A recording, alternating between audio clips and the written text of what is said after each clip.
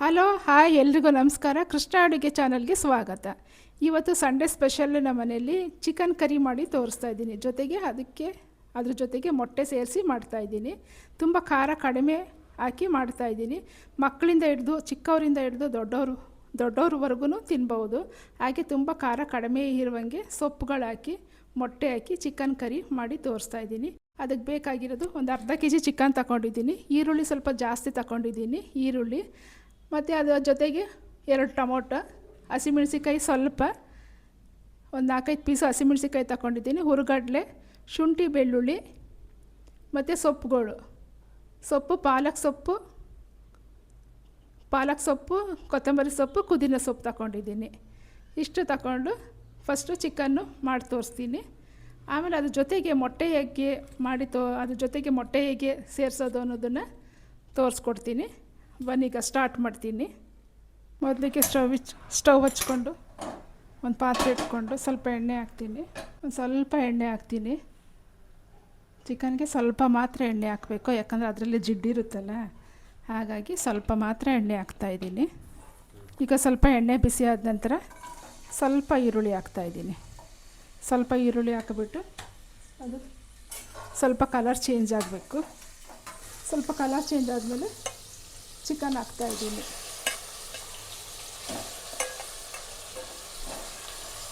Chicken ಹಾಕ್ಬಿಟ್ಟು ಸ್ವಲ್ಪ ಅಳತೆಗೆ 1 ಸ್ಪೂನಷ್ಟು ಉಪ್ಪು ಹಾಕ್ಬಿಟ್ಟು ಒಂದು ಸ್ವಲ್ಪ ಅರಿಶಿನ ಹಾಕ್ಬಿಟ್ಟು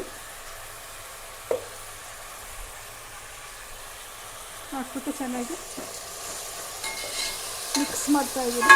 ಇದರೆಲ್ಲ ನೀರು ಬಿಟ್ಕೊಂಡು ಚೆನ್ನಾಗೆಲ್ಲ ನೀರೆಲ್ಲ ಡ್ರೈ ಆಗಬೇಕು, ಅಲ್ಲಿ ತನಕ ಸ್ವಲ್ಪ ಮುಚ್ಚುತ್ತೀನಿ.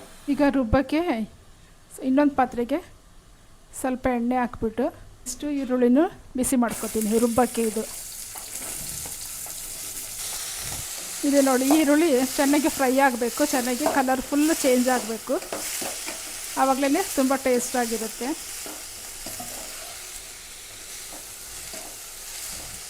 ಚೆನ್ನಾಗಿ ಬಾಡಿಸ್ಕೋಬೇಕು ಎಣ್ಣೆಯಲ್ಲಿ, ಬರೀ ಈರುಳ್ಳಿ ಮಾತ್ರ ಬಿಸಿ ಮಾಡ್ಕೋಬೇಕಷ್ಟೇ. ಇಷ್ಟೇ. ಇದು ಸ್ವಲ್ಪ ಆರಿದ ನಂತರ ಮಿಕ್ಸಿ ಜಾರ್ಗಾಗಿ ರುಬ್ಕೋತೀನಿ ಎಲ್ಲನೂ. ಈಗ ಈರುಳ್ಳಿ ಎಲ್ಲ ತಣ್ಣಗಾಗಿದೆ, ಈಗ ರುಬ್ಬಕ್ಕೆ ಹಾಕ್ತಿದ್ದೀನಿ. ಈಗ ಈರುಳ್ಳಿ ಜೊತೆಗೆ ಇದನ್ನೆಲ್ಲ ಹಾಕ್ಕೊಂಡು ಮಸಾಲೆನೆಲ್ಲ ಹಾಕ್ಕೊಂಡು ರುಬ್ಕೋತೀನಿ.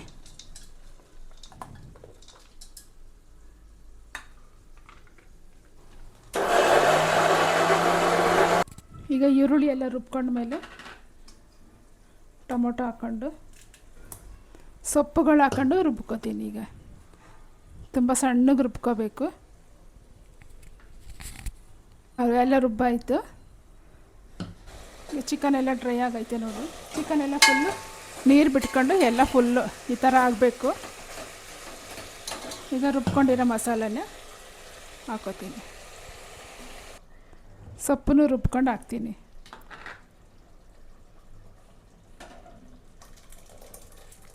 ಇದೆಲ್ಲ ಸ್ವಲ್ಪ ಕುದೀತಾ ಇರಲಿ, ಉಪ್ಪು ಖಾರ ಎಲ್ಲ ಹಿಡ್ಕೊಂಡು ಸ್ವಲ್ಪ ಕುದೀತಾ ಇರಲಿ. ಈಗ ಒಂದು ಕಡೆ ಇಟ್ಟಿರ್ತೀನಿ.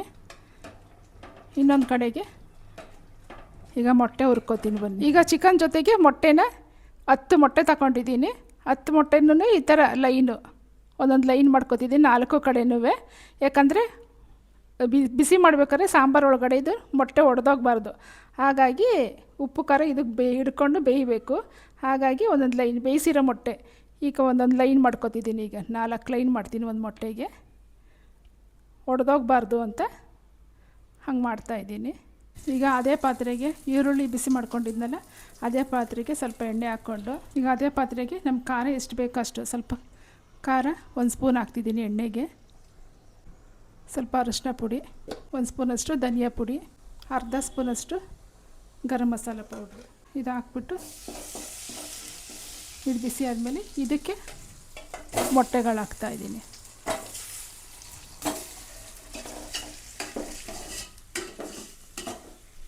ಇದಕ್ಕೂ ಸ್ವಲ್ಪ ಪುಡಿ ಉಪ್ಪು, ಒಂದು ಅರ್ಧ ಸ್ಪೂನಷ್ಟು ಪುಡಿ ಉಪ್ಪು ಹಾಕ್ತಾಯಿದ್ದೀನಿ. ಈಗ ನಿಧಾನಕ್ಕೆ ಚೆನ್ನಾಗಿ ಉಪ್ಪು ಖಾರ ಎಲ್ಲ ಹಿಡ್ಕೊಂಡು ನಿಧಾನಕ್ಕೆ ಮಿಕ್ಸ್ ಆಗಬೇಕು. ಮೊಟ್ಟೆ ಒಡೆಯಲ್ಲ. ಚಿಕನ್ ಜೊತೆಗೆ ಹಾಕಿದ್ರೆ ಮೊಟ್ಟೆ ಒಡಿಬಾರ್ದು. ಈ ಥರ ಬಿಸಿ ಮಾಡಬೇಕು ಚೆನ್ನಾಗಿ. ಈ ಥರ ಬಿಸಿ ಮಾಡಿ ಹಾಕಿದ್ರೆ ಸಾಂಬಾರಲ್ಲಿ ಒಡೆಯಲ್ಲ, ಗಟ್ಟಿಯಾಗೇ ಇರುತ್ತೆ. ನಿಧಾನಕ್ಕೆ ಒಂದು 5ರಿಂದ 10 ನಿಮಿಷದವರೆಗೂ ಬಿಸಿ ಮಾಡಬೇಕು ಚೆನ್ನಾಗಿ. ನೋಡಿ, ಇದನ್ನು ತೆಗೆದುಬಿಟ್ಟು, ಈ ಮೊಟ್ಟೆ ತೆಗೆದುಬಿಟ್ಟು ಈ ಚಿಕನ್ ಜೊತೆಗೆ ಹಾಕ್ತೀನಿ. ಮೊಟ್ಟೆ ಆಗಿದೆ. ಇದನ್ನು ಸ್ಟವ್ ಆಫ್ ಮಾಡಿಬಿಟ್ಟು ಇದನ್ನು ತೆಗೆದು ಹಾಕ್ತೀನಿ.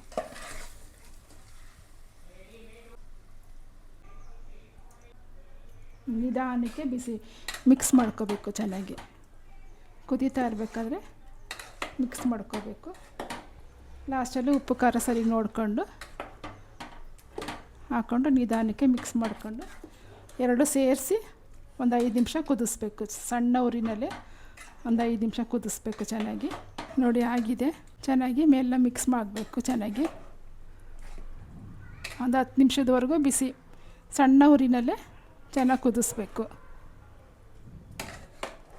ಇಷ್ಟೇ, ಇದು ಆಯಿತು, ರೆಡಿ ಆಯಿತು.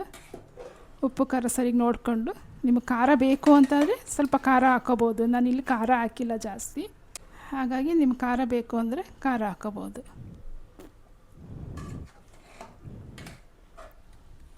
ಆಗಿದೆ, ರೆಡಿಯಾಗಿದೆ. ಇದೇ ರೀತಿ ಹೆಚ್ಚಿನ ವೀಡಿಯೋಸ್ಗಾಗಿ ಸಪೋರ್ಟ್ ಮಾಡ್ತಾಯಿರಿ.